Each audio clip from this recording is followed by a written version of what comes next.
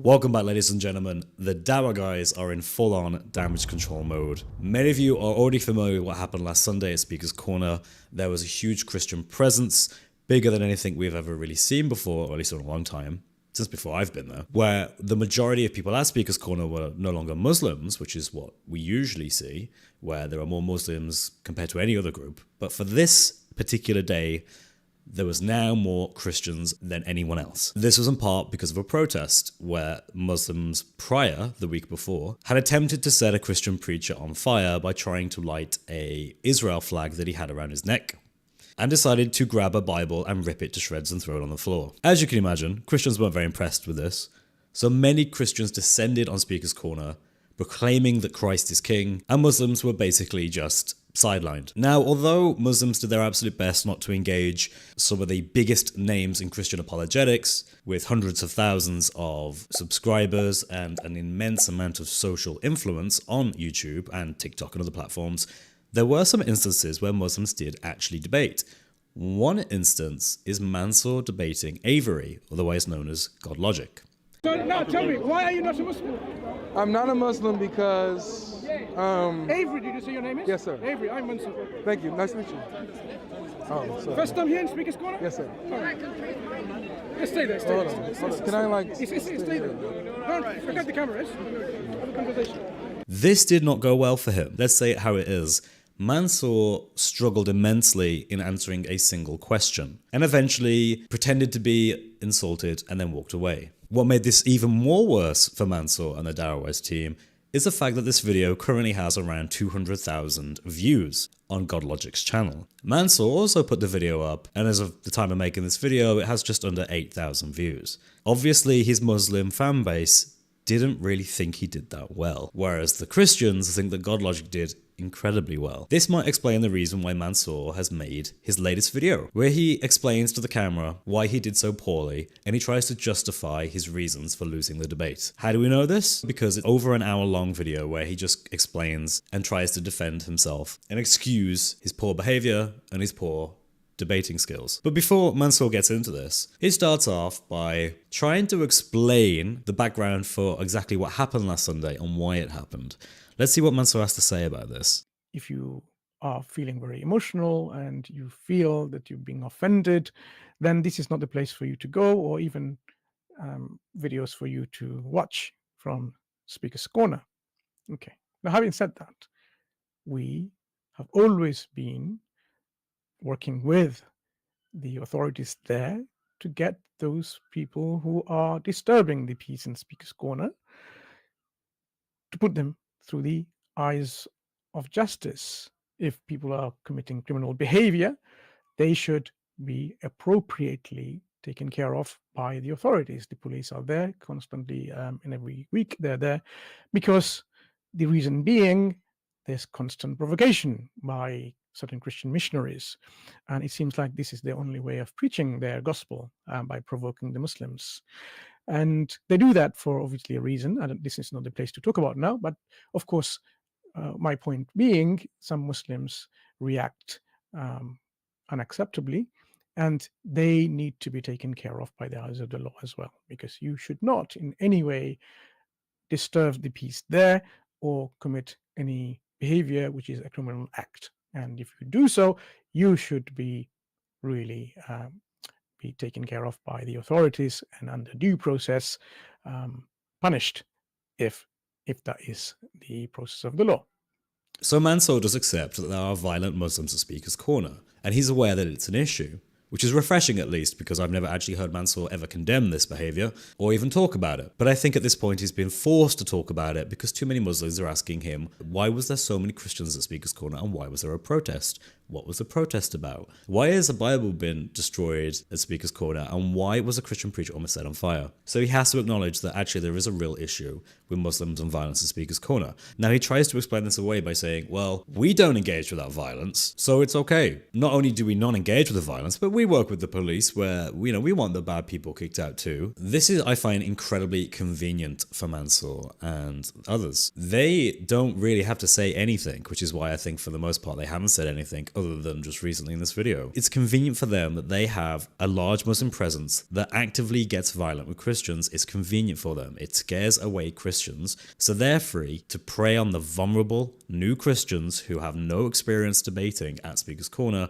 and anyone who does have experience with debating, anyone who does know their faith well and is grounded in Christianity, will never talk to them because then they will expose them for how little knowledge they actually have. Mansur also seems to say that these are always just new people that no one knows. They're just random people. Well, in many cases they are random people, but that's not true. We actually do have frequent Muslims who commit violence frequently, and we know them.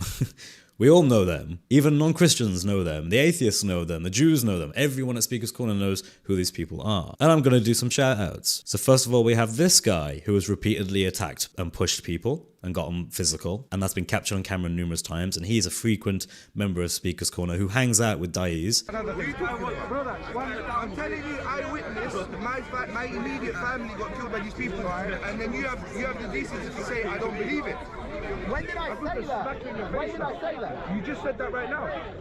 What did I say? You said that.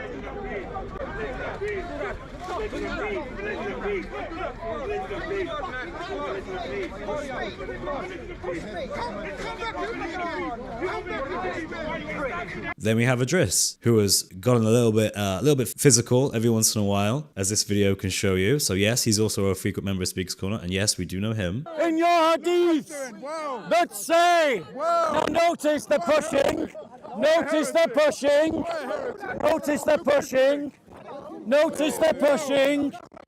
It's all going to get argy-bargy in a minute, and then they'll be trying to blame me.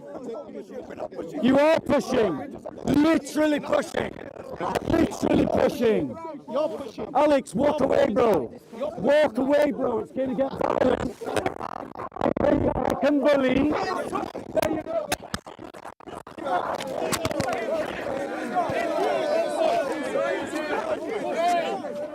He's actually alright, like, when he's not amped up. Then we have this guy who has threatened people multiple times and who even headbutted someone, and again we have footage of that, and that was just a few weeks ago.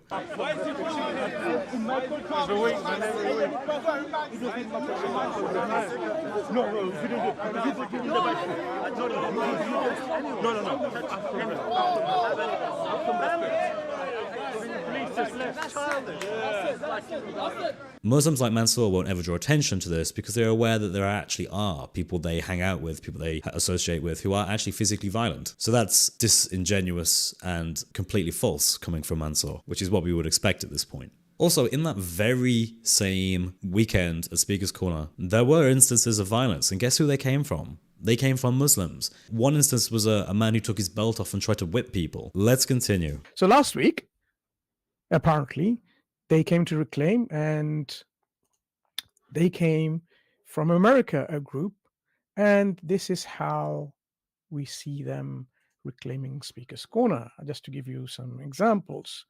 So there you go. What are they doing? So a group have come.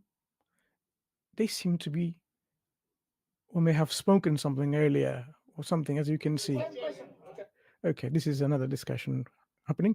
So as the beginning, as you can see, people have come here.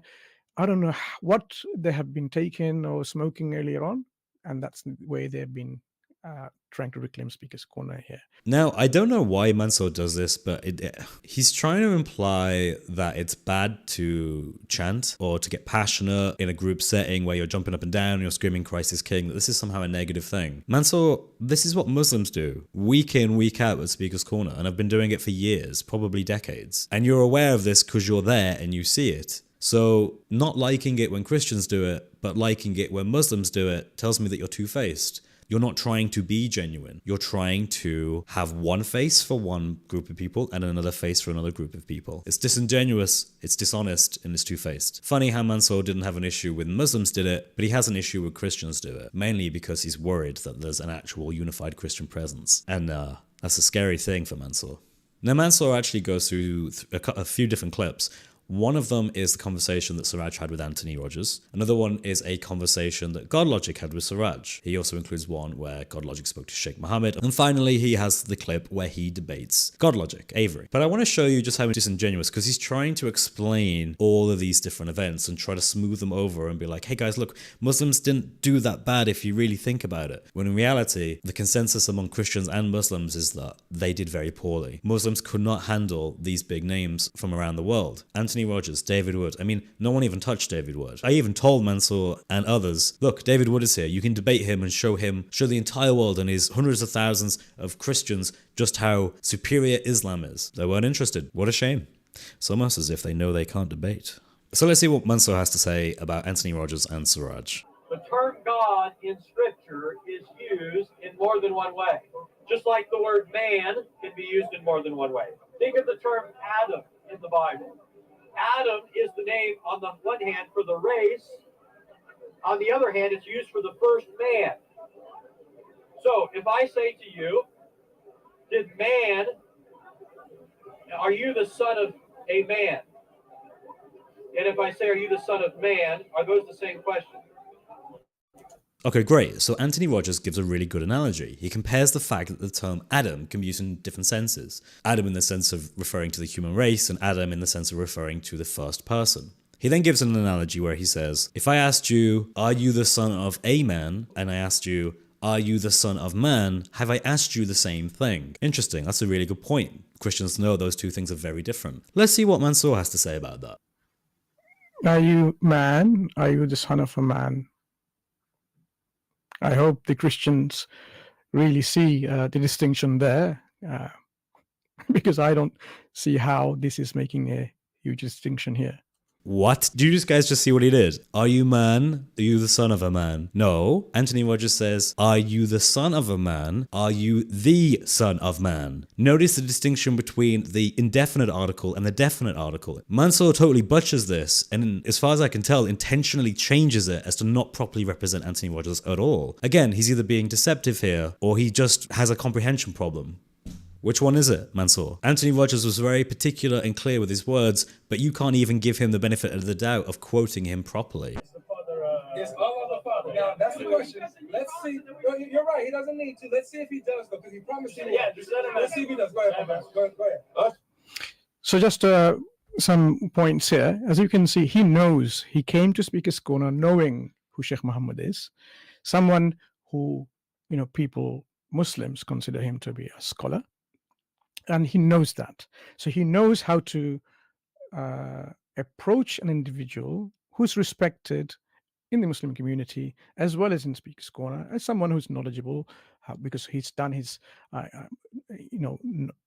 he's been learned in institutionalized way of learning. He's been learned in an institutionalized way of learning.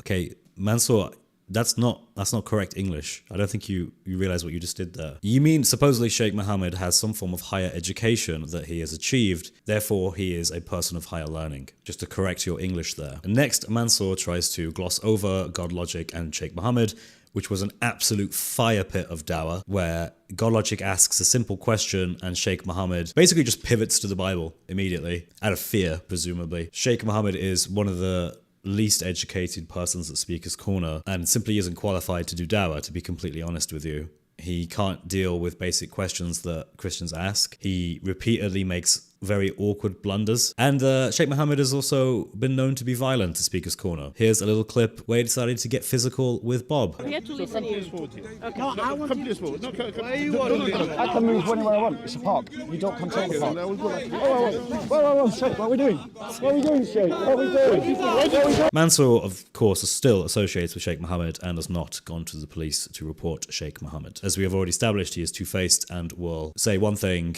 and do another. So now we get to the point where Mansur is defending his own personal failures and the fact that he couldn't even present Islam as a coherent religion, let alone better than Christianity. Let's see what Mansur has to say about this absolute fire pit of dawah with GodLogic. Those of you who didn't know, that this discussion, like Sheikh Mohammed's discussion, ended abruptly for a reason, because the behavior that he was portraying wasn't acceptable to me at all, and we will show to you at the end of this discussion why that was the case. It was pointless to continue any further, because in the spirit of truth and sincerity, that would have been the things to do by any individual, not just myself. Yes, ladies and gentlemen, it really does boil down to Mansur feels that he needs to discredit Avery Godlogic by attacking his character, by calling him a man of no integrity, not sincere, so on and so forth, because this is what he does to everybody whom he debates. He has to then retroactively, post the fact, declare them to be someone of poor character. This is called attacking the character. This is what people do when they lose debates and they need to justify why they lost so badly. Why did Mansur run from Godlogic? They were having a discussion and Mansur immediately just switched and went, no, I'm out of here, and ran off, which is traditional in the Dawa scene. But he feels at least the need to explain why, so he doesn't lose face. Both of his faces, presumably. He doesn't want to lose. Keep in mind, whether someone has integrity or is sincere doesn't really determine whether or not you ought to debate them. If you're doing it in a public setting and it will be gratifying for your own audience, or better yet, for the other side's audience, then you should debate anyway, because if they have no integrity and they're not sincere, you can expose them for this during the debate, and you can show them that they're not able to answer your questions. For some reason, Mansur hasn't figured this out and still thinks that if someone is insincere or doesn't have integrity, which is the lowest form of insult possible and nothing more than an excuse for Mansur, this justifies not engaging in a debate, which is weird because he engages with debates with tons of people, many of whom you would assume don't have integrity or aren't sincere, whether from an atheist perspective, an agnostic perspective, a Hindu perspective, or a Christian perspective, and yet that doesn't bother him. I think someone's two-faced again. Telling little porkies when he loses a debate and runs away, it's because they were insincere. When he does really well on camera with a complete newbie who has no experience defending their position, they were very sincere. You see the logic? It's not God logic, it's Mansur logic. Now this is an interesting point. In this next part, Mansur is going to explain why he asked a really dumb question. And he even admits he did this to set Avery up, in effect.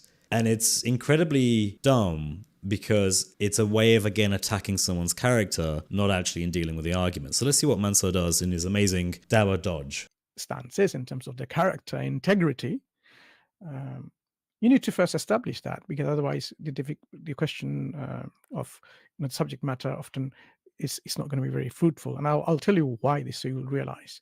So what I did, I stated something just to check this out, okay? And let's listen to his response. And looked into what this claim Jesus made. Firstly, where has he made these claims? The writings you've read yourself in Greek, in Hebrew, in Aramaic. So as I'm saying, just watch his facial expression. So I said, as an investigator, you would have checked where his writings are, whether it's in Greek, in Hebrew, in Aramaic, and so on. And he's saying, yep, as if he has done so himself. Okay, so let's continue. I know all these languages and investigated, right? I've looked into the text. So if the text is in Greek, I've looked into the Greek text, you've understood it, fine, good. So. Right. So he is trying to be, trying to, in a way, not to be caught fully red-handed. He's saying, yeah, I've looked into the text. But what was my assertion? My assertion was, you have looked into those texts in the original languages, Greek and Hebrew and Aramaic, and understood them. So notice Mansur set this little trap up where he says, as an investigator, which is weird kind of term to use, really. Notice he makes it personal as well. Rather than just letting scholars speak and people referencing scholars, Mansur wants to make it personal with Avery. He knows full well that there isn't a person out there who's going to be a scholar in Hebrew, Aramaic, and Greek, who also studies apologetics, who also goes to Speaker's Corner. The odds of that happening are 1 in a million, and he's willing to take those odds. And it's interesting, Mansur was hoping Avery would say yes.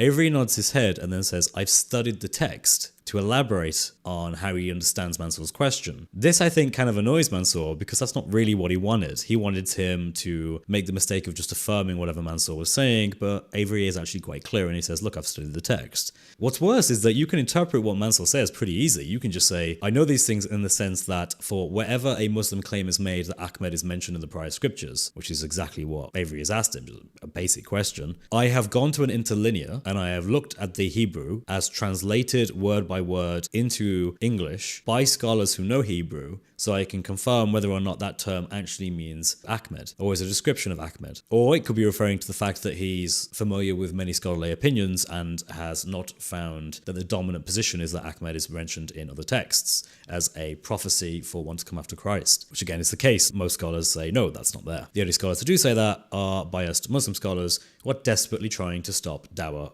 from exploding. And just some context for what the discussion is about that Avery is having with Mansur at this point. It's started very simply.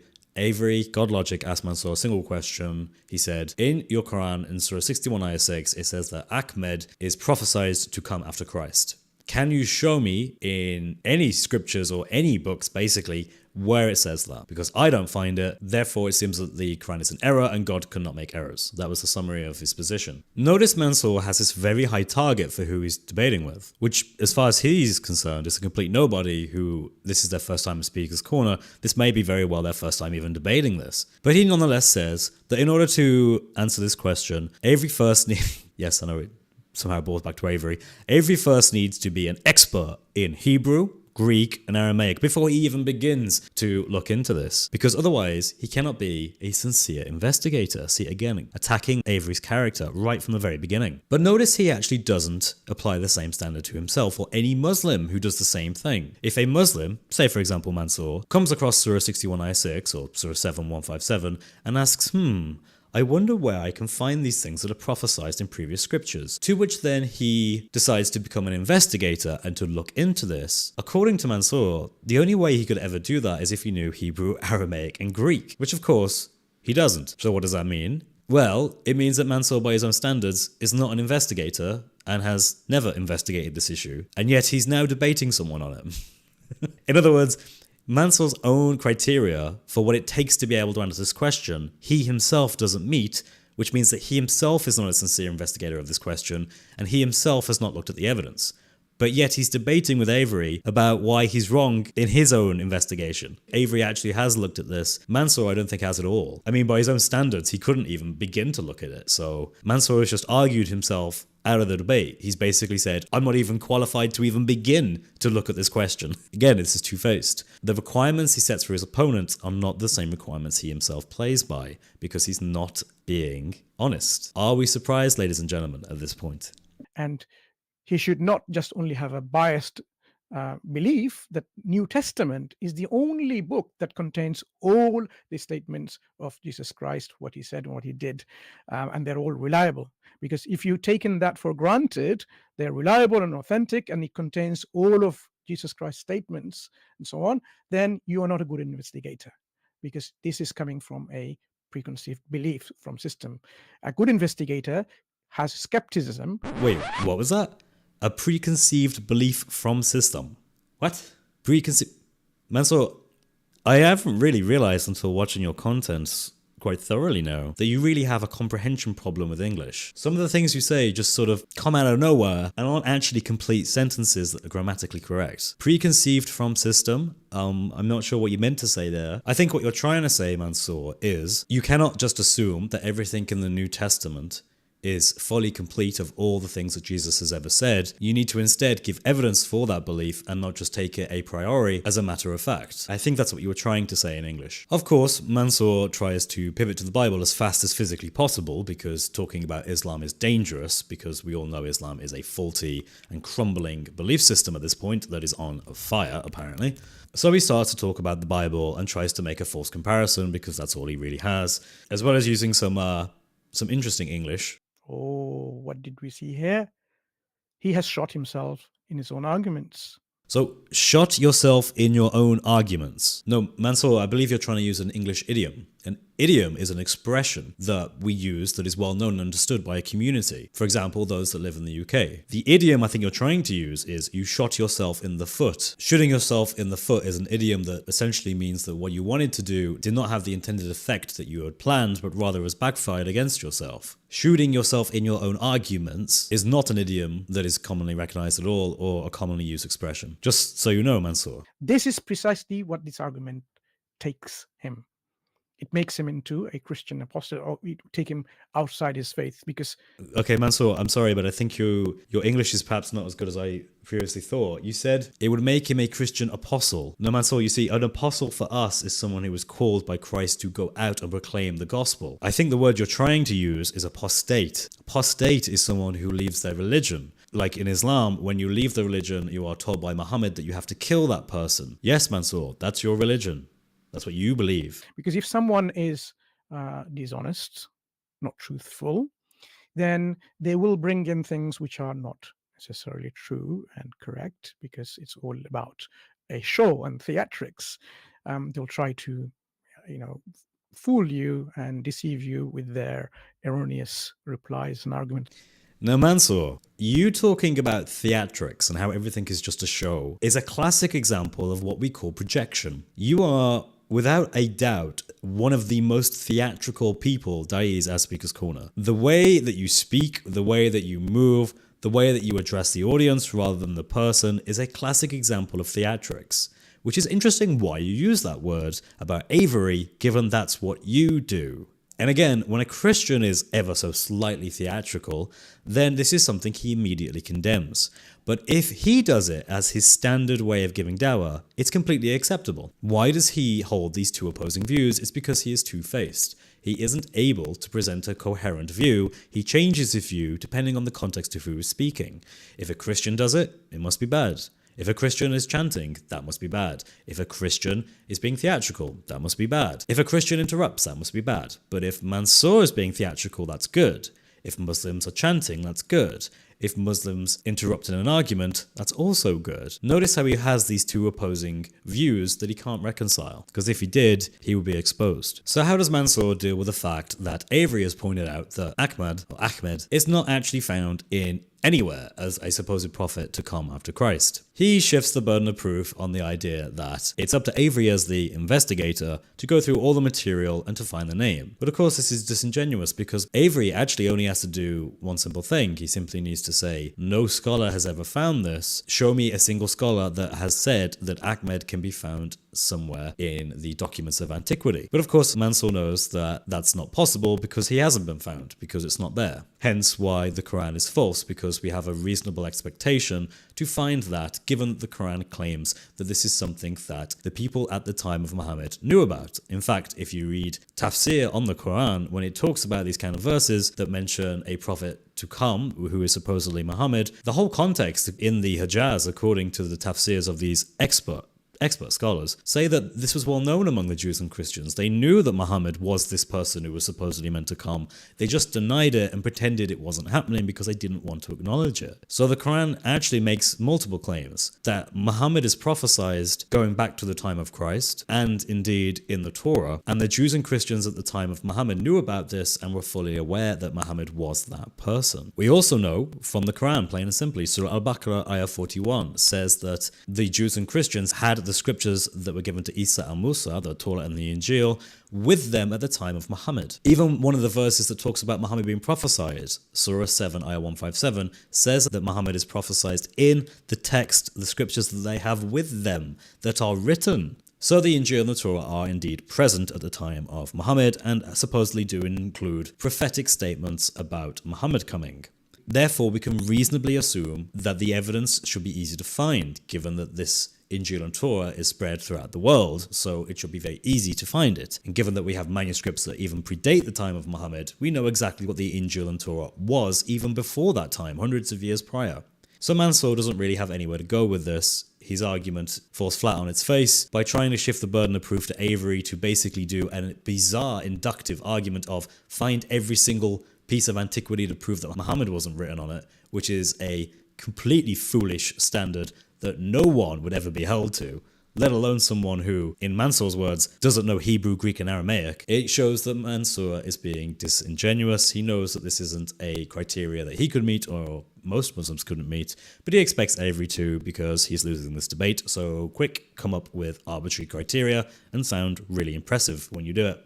But unfortunately, he comes off being quite dim. So Mansur starts to panic and he starts to think, I know, I can make this better. Okay, so we know that Muhammad or Ahmed is not found in Matthew, Mark, Luke, and John. Damn. Or the Torah. Okay, damn, that's difficult. What do I do? I know. I'll just list lots of different apocryphal gospels and just hope that it's in one of them. The irony is that Ahmed is not mentioned in any of them. In fact, the only one that Muhammad is actually mentioned in is the Gospel of Barnabas, which is a Muslim forgery where Muslims tried to fake their own gospels to include the name of Muhammad because they were fully aware that their religion was a lie and Muhammad was lying when he said that he was prophesied. So they made a gospel. Sometime during the 13th or 14th century in Spain, which is an interesting place to write gospels, and then try to pass it off as an actual genuine gospel that had Muhammad's name mentioned and prophesied. So Muslims actually have a history of attempting to produce fake gospels to save Islam. Other than the obvious fake production attempt that Muslims engaged in a few centuries ago, nothing else has Ahmed or Muhammad prophesied in it. So by Mansur listing all these additional gospels, all he's actually doing is just pointing out how obvious it is that Muhammad is never referenced. Muhammad is not only not referenced in Matthew, Mark, Luke, and John, or the Torah, he's also not referenced in the Gospel of Eid, the Gospel of Peter, the Gospel of Bartholomew, the Gospel of the 70, the Gospel of the Ebionites, the Gospel of... and so on and so on. He's just made his case even worse. He's accidentally just explained that even the heretics didn't think this.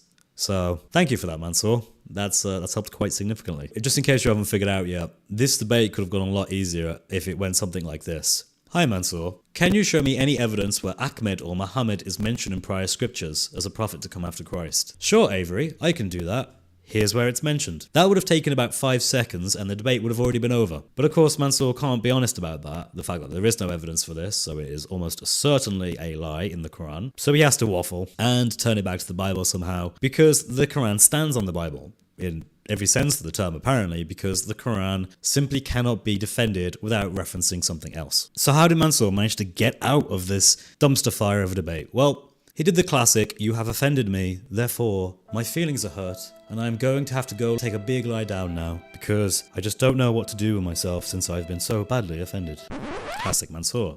So Mansur asks Avery, do you have a problem letting people speak? Which is not really a question, it's a hypothetical question if anything, and it is more of a point or a statement to accuse Avery of not being able to listen. Avery then responds with, no, I have a problem with people lying. But here's the interesting thing. If you look at the footage, Mansur interrupts God logic throughout the debate. He interjects little words, he asks questions while Avery is speaking, and Avery never really says that's an issue. So it seems that Mansur sets a standard that yes, interrupting is totally fine. But then, of course, at the key moment, Mansur all of a sudden waits for him to interrupt and then says, oh, do you have a problem with letting people speak? As if to pretend that he hasn't been doing the same thing. Mansur has been doing the same thing. Let's watch the footage. Salvation of Christ. So we do find them by name. So wait. So pause. Look, here's the thing. Don't make claims. Here's have a discussion. No, yeah, engage with me. It says that elsewhere in 7157 that we find them written. Okay, that doesn't by name. Do you have the Bible? 61. Wait, 61. Just give me yes. Good look. Can I answer? Look. Let me tell you. Do you have a verbal diarrhea? Let me tell you why. Let me tell you why. He has a verbal diarrhea. Let me tell you why. You can't finish asking the question. Of course. Of course. So what does this mean? It means that Mansur is being two-faced. He has an issue with being interrupted, but he doesn't have an issue with interrupting others. He instead waits for them to do what he's been doing so that he can take offense to them doing it, so he can use it as an excuse to leave. And what happens? Exactly that. Do you have a problem of letting people speak? I have a problem of letting people lie. I'm trying to help you be on track. You just called me a liar. Yes, I do. End of discussion. Tough. He couldn't tell me what the NGO was. He calls me a liar. He should have at least have. After you tried to insult my intelligence. After you insulted my intelligence, and now you can dish out what you can't take. Excuse me. You can dish out what you can't take. Look. I'm not interested in speaking to someone who accused people of lying. But you accuse me of having a memory problem, of messing up your words. So you can insult my intelligence, but I can't say that you're a liar. Is there anyone else you're a liar. capable to speak Is there anybody else who's a Muslim that can tell me where the heck can I find Jesus saying Ahmed? Anyone? Any Muslims? Any Muslim? All right, take care. All right, guys. Say bye. Say bye. Bye. Bye. Bye.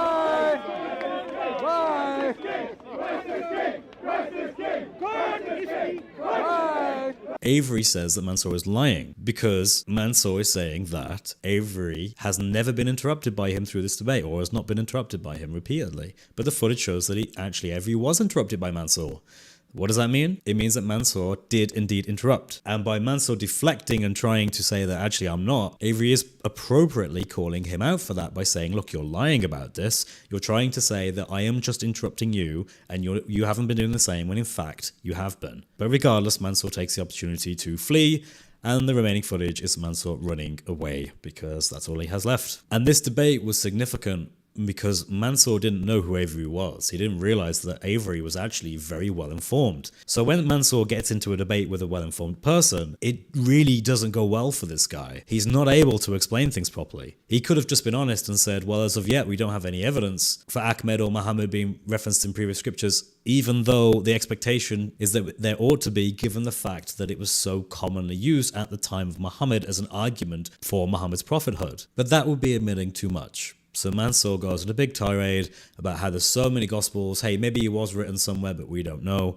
But of course that leads to inductive absurdity. It's like saying, prove to me there isn't a three-legged duck.